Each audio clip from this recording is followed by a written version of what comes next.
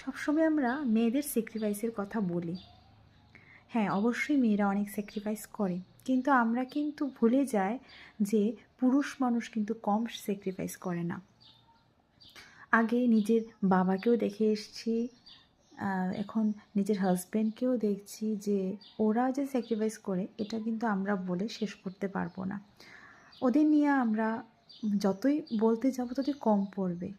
কেন, ওরা কোনো দিন কিন্তু নিজের কথা ভাবে না। নিজের কথা না ভেবে ওরা কিন্তু পরিবারের চিন্তা করে।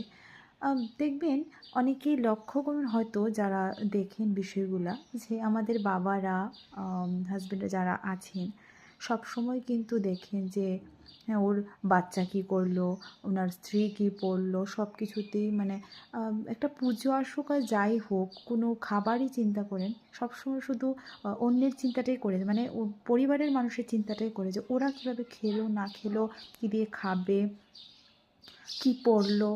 ওরা কিন্তু বছরের পর বছর যায়, কিছু না কিনে এমনিই চলতে থাকে, ঠিক আছে? কিন্তু ওটা ওরা কোনো দিন দেখতে পায় না।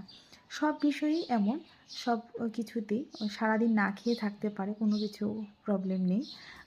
কিন্তু ওর পরিবারের লোক খেলো কি না, এই সারাক্ষণ এটা নিয়েই কিন্তু বাইরে বাইরে গেলে বোঝা যায়, সত্যি বাইরে গেলে বোঝা যায় যে ওরা কতটুকু কষ্ট করে আমাদের জন্য, আমাদের ঘর ঠিক রাখার জন্য। তো এটাই বলবো যে ওদের স্যাক্রিফাইসটা না কোনো দিন আমরা বলে মানে শেষ করতে পারবো না।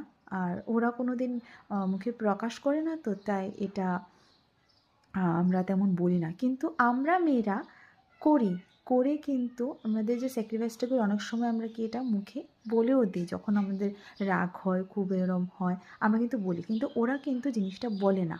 লক্ষ্য করে দেখবেন।